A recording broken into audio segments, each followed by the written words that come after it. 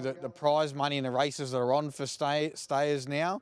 And you get the likes of a greyhound like Val Policello, who will go through her gears and is just absolutely sublime at the moment. And good luck to Sandro and Val Policello tonight. And, you know, it's a big achievement, the $1 million mark. I remember a few years ago it was bigger than what it is now, but for her to be a bitch, and there's only 3 of them, and you look at the names, wow, she's fast, she's a pearl, and Fanabale, and to be put up in that upper echelon with those type of greyhounds would be absolutely phenomenal. Yeah, indeed. She's a gun, absolute star. Who was the first to break the $1 million barrier? Oh, good question, mate.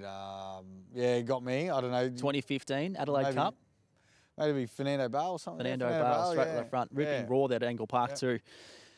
Okay, looming up to race 3 now. We're about to enter the parade yard. Just before we hone in on that race, Gretchen, back on Val Policello and her assignment tonight. From a tab point of view, we know the QR code special circles around her yet again, but what sort of liability do you guys face with one like her? Starting favourite from box number 1, who was well in contention from an all-in point of view as well. Well, I'll tell you what, she's been well supported in most of her runs to date, like the 7:15 in the heats here last week, but nothing like we've seen tonight. I think she's really captured a fan base now of greyhound punters. Val Policello being a fine wine as well. She's winning all the big races. It's a good name, and the run she put on last week have been around social media. People have caught onto that and seen, geez, look at this greyhound. And like we spoke about before, these wins they have visually, when they get these type of wins, these greyhounds get a big following. And she's a big liability for us there at Tab tonight, not only in the main book tonight, not only in the QR code, but also in the all-in book as well. She's one of the more fancied runners in the staying ranks, along with Palawa King. They duel it out, those two, when they go against each other. But no Palawa King tonight, so the punters have said, well, he's gone. We're all with Val Policello, and it's been chips in from the punters so far. Yeah, indeed. And we spoke about the accumulation of prize money and how there's very few stayers on there, and it's a big effort for them to reach $1 million, given the significance of the prize money. It's focused around sprint races as opposed to staying races, and that's been a trend for a period of time, with the outlier being the 7:15. But it's probably a fact that once these very good stayers come along, they just go on a tear, don't they? So the actual top level and I guess their chance of being beaten is not what it's like for the sprinters. Yeah, I think in the sprinters, there's a lot of Group 1s and there's a lot of prize money, so it sort of gets shared around a little bit. You can see, you know, a lot of these, especially these country cups, have a lot of big prize money now. So these greyhounds sort of shared around a little bit, and I think in those sprint races, it only takes, we saw McKenna here just a couple of weeks ago, missed a kick slightly.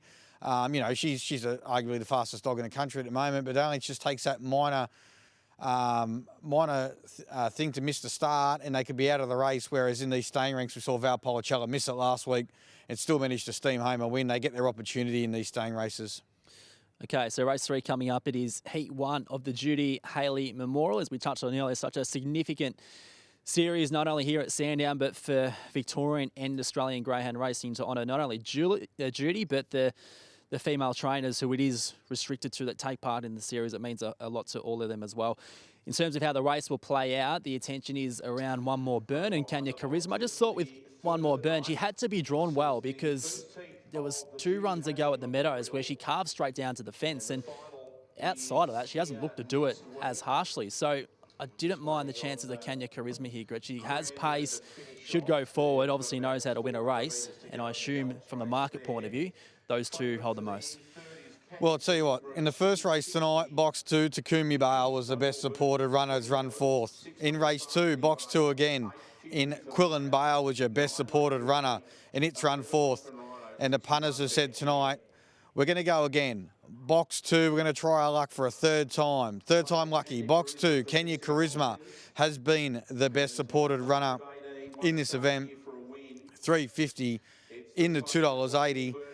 And One More Burn has been $2.20 out to $3.10. As Sky One are about to join us now, we're just talking about the chances of Kenya Charisma has been the best supported runner in this race. Jason Adams does tip it on top as well. It's $3.50 in the $2.80. And then we have One More Burn in box 1. It's $2.20 out to $3.10. Patch? Yeah, I'm with the Charisma, Gretchy, and don't forget that QR code on screen for Val Policella in the Sandown Cup coming up. That's race 8. In the meantime, here's race 3. Here's Dan. On the roll, set to run, ready. Racing, good speed out, one more. Burns going to lead early. Rock and Rhino, and right behind them, Kenya Charisma into that first turn. Railing through now was Bare Hand as Kenya Charisma got a bump and went back to midfield.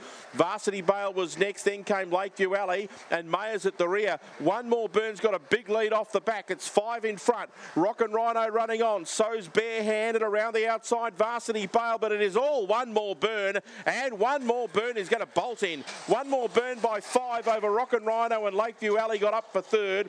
Fourth across the line, I think, was Mayer. It's put in a dive at Bare Hand, but that's really close on the line. Varsity Bale and Kenya Charisma ended up running last, 29 and 56 for One More Burn. One More Burn takes out the opening heat of the Judy Haley Memorial, and Ashley Terry must have breathed a sigh of relief when he jumped so well to the front tonight. Yeah, she began really well. She's been desperate for the inside, and she just keeps drawing out wide. So it was nice to see her draw the red and come out of the box. So, yeah. And no doubt a special one for you too, because you bred her out of Burn Like Fire, who was a very good racer, now turned into a brood bitch as well. But just what she did on the track for you as well, she win after win after win. Yeah, she was quite a special bitch for me. Took me on a lot of fun, and we've still got her at home. She's coming up 10 now, so she's like our pet now, but it's been nice that she's been able to throw a bitch of her quality. This is the only bitch that we've got to continue on with the line, because unfortunately the other ones have just not been up to it, but yeah, so she's quite special, this one, to us.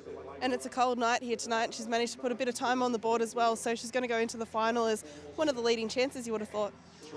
Yeah, it'd be nice if she could draw inside again, because she does head to the fence quite bad, but she broke 5 to the first split today, which was a little bit of a surprise, but yeah, if she can do that and draw a box next week, I think she'll be very competitive anyway. And this is obviously a series that a lot of lady trainers want to win, the Judy Haley Memorial, because she was such a prominent figure for such a long time down here in Victoria. Yeah, like Karen was one of my mentors, and Judy, it's no secret that they were best friends, so it was always such a big race for Karen to be a part of. So for us, I've never actually entered one, but if we could somehow win the final, it'd be quite emotional, I think. Well, best of luck and congratulations on tonight's win. Thanks so much, Kat. That was Ashley Terry, boys, of course, an impressive winner here in the opening heat of the Judy Haley. Indeed, and Gretchy with some early speed like that and some burn, she's going to play a big part in that one next week. I'll tell you what, if we had a fastest first section marker for all the 500s tonight, I don't think One More Burn would have been at the top of the list, but it's gone 4.99 early, and I think once it led, it was game over, and it did open up your favourite at 2.20 and didn't see any support at all, got out to $3.20, and Kenya Charisma again. The punters have gone box 2 in races 1, 2 and 3, and they've gone whack, whack, whack, and tell you what, they've missed in the first 3 races with box 2. Maybe they should go with a different box at the moment. I tell you what, it's having no luck at all tonight at Sandown box 2, but all honours to One More Burn. 4.99 early, 18.82 down the back, 29.58 overall. That was some sort of win. It was all the way for Ash Terry's, we just heard from before with Kat, and her partner Nathan Rooney obviously taking the easy option tonight. He's got the feet up at home and probably having a sip on limoncello. So Nathan, if you're tuning in, mate, g'day, how you going?